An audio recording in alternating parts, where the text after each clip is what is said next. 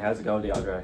It's going well, going well. What are you here to ask me today? Okay, so just for, well, I'm going to be asking you about, 1950s AI and all that stuff. Also, by the way, I just want to say as well, this is my roommate, DeAndre, and, he's going to be answering a couple of the questions about 1950s AI, or just AI in general, because, again, like, it's not really that, I don't think there's a lot of people who know a lot about 1950s depictions of AI. Besides like actual professionals. So let's get started. So the first question I'm going to ask you is, do you think AI is harmful, a natural evolutionary information agent, or something entirely different? AI certainly has been doing a lot of damage as of lately. If you've heard, even police, politicians been using AI for everything they do. It has become an issue in society to a great extent, but I think in today's age, and in going into the future, AI is going to take a much more important role in society. You can see through advancements of just humans that technology has been rapidly advancing, and as time's gone on, it's been getting faster and faster to the point where we're at a crazy age where everything's changing so rapidly and so quickly. I think AI is just going to be another stage to that in a way. Now, I'm not saying that it's not going to have its issues. And I'm not even saying that it's not going to cause humongous damage to society in certain ways. It might make us less intelligent, but I do think it is certainly just another stage of technological evolution. And I think in the future, we're going to make even crazier technology, though AI could be the end, and AI could be what kills us all. But for now, I think AI is going to reach another stage, and if we get past it, we're going to make even crazier technology that is going to maybe screw us in the end. Okay, that's interesting. Okay. So I got another question to ask you. Can you share an experience that you have with AI that gives reason as to why you believe what you said? I mean, it's kind of a hard question for you to ask because you kind of went through everything. Yeah. You were just talking about how like AI is like it is a like there's a chance that it could destroy us. There's a chance that it could be something that's good. I mean, I don't know. I think that if it doesn't destroy us, it's going to lead us to a better age of technology. AI does help a lot. It has so many advantages. People just use it in so many shitty ways, and it's not regulated. I think at the end of the day, AI is something we created, okay? We are the people that have to regulate it and make sure it's used in the proper manner. We aren't doing that. We are letting basically anyone have access to it. We're allowing students to have access to it to do all their work, meaning they're going to get stupider. So they're not going to do their work. Why do their work when they can rely on simple technology that is so accessible when that can do their work? And so they get easy grades. They get past school, get a job pretty easily.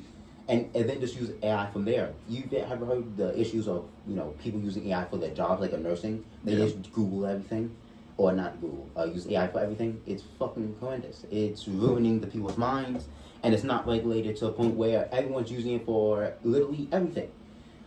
If it was better regulated, though, it's still good. Like it still has so many advantages in terms of health. You are advancing other types of technology. It's so efficient, but we're just using it and not regulating it properly, and that's the issue. It's not really AI's fault. You saw about how AI is evil. It's not AI. It's the fucking people that control it, and our politicians and our president and all the higher ups that don't want to put regulations on AI to control it better and to make sure it's not used in such shitty fucking ways. Okay. I think that's pretty understandable. Yeah, no, I mean, to kind of, bounce off from that. Oh, cool. Like nursing and like these big high jobs, like, if you're like a lawyer or something, like these people who are in school studying all that stuff, they are becoming like what you said, we're all getting dumber. And like these very important jobs and these really like scary, the people who basically just don't really know what they're doing are going into these like life-threatening fields. And like I can completely understand with that, and it's just scary. It's scary. And I agree with you. The regulation, I think that's definitely very important to that. Okay, so Here's another one. Because I know that you read I Have No Mouth But I'm a Scream. It's a fantastic short story. I love that. Loved it. Yeah, no, I just have because it features like an AI who's shown as like a villain.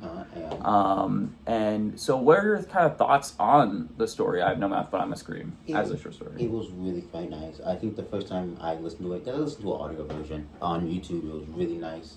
Amazing voice actor, he did really great voice and everything, and it was really interesting, depicting a world basically burnt down, destroyed, and basically turned into a giant torture chamber for just 4 humans, simply because an AI went rogue and felt fucking like a victim of humanity and decided just to kill everyone.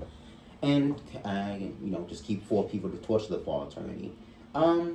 It was really dark, but like in a kind of good way. It was like enjoyable. It depicted a world where AM's depiction was so great, in my opinion. Like, he was a really good villain of just that pure, like, it was like pure hatred for humanity, to the point where he would keep humans alive. He wanted to keep them alive forever, and even in the end, he did keep one. The other 3 died because of one of the characters' actions. But all around, I think it was an amazing dark story. I would recommend it. It's a very short read. It would take probably less than 30 minutes to get through like an audio. It was really good. If you're into like dark stories and dark stuff like that, and into like stories about AI going rogue, it's an amazing story to watch. I recommend it to anyone who's watching this video, and I really think it was really good, honestly. Okay, well, that's good. That's well said. Yes.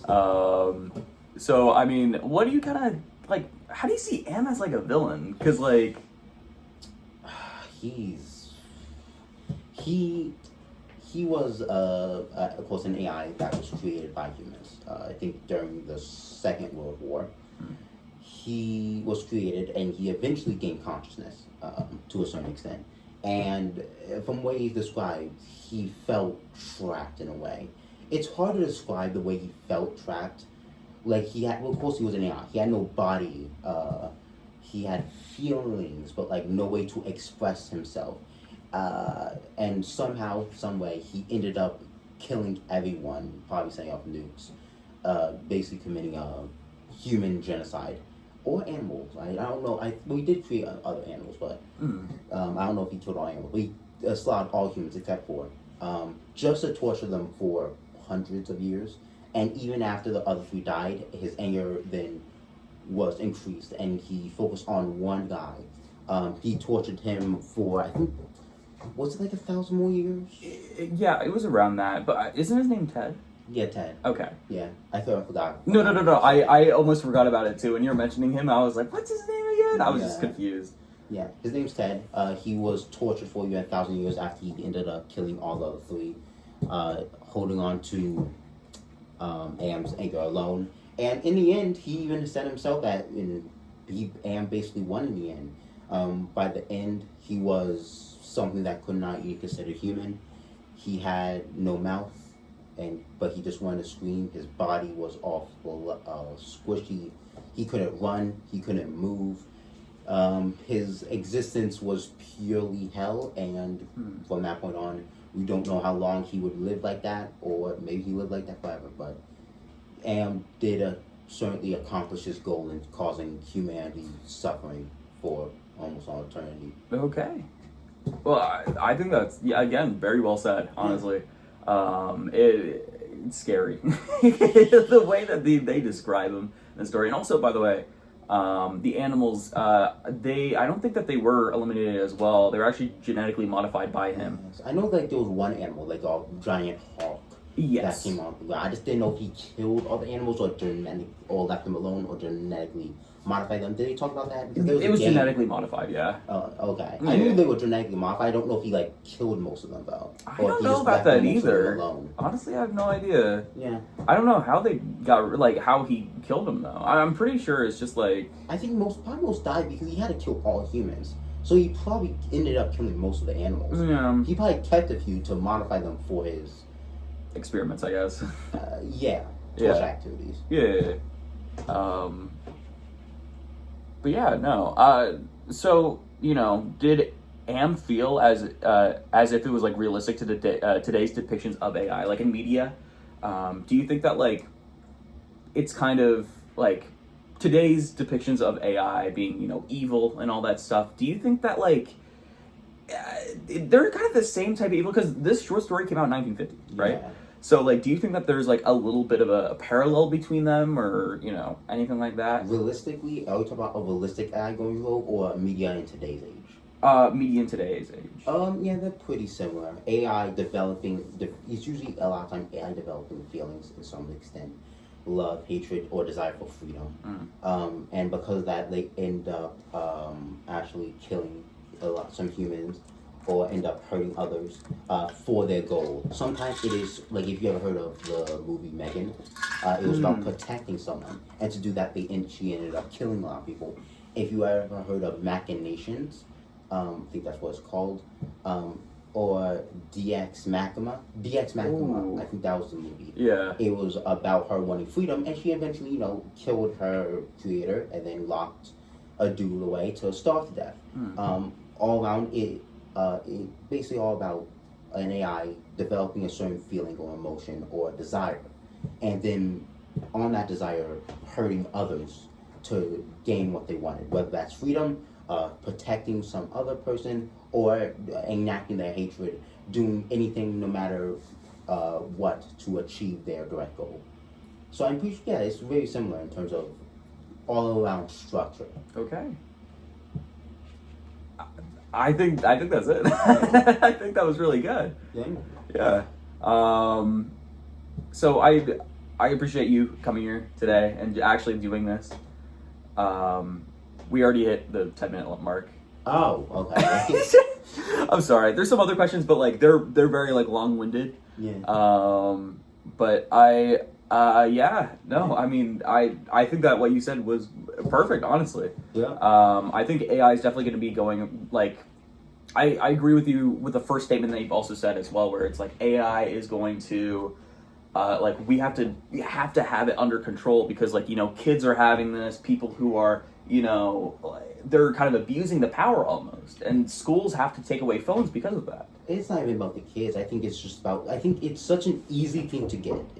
It's such a easy thing to. Oh, okay. Well, I'm gonna end it here. I'm sorry, someone's knocking on the door. Okay, bye.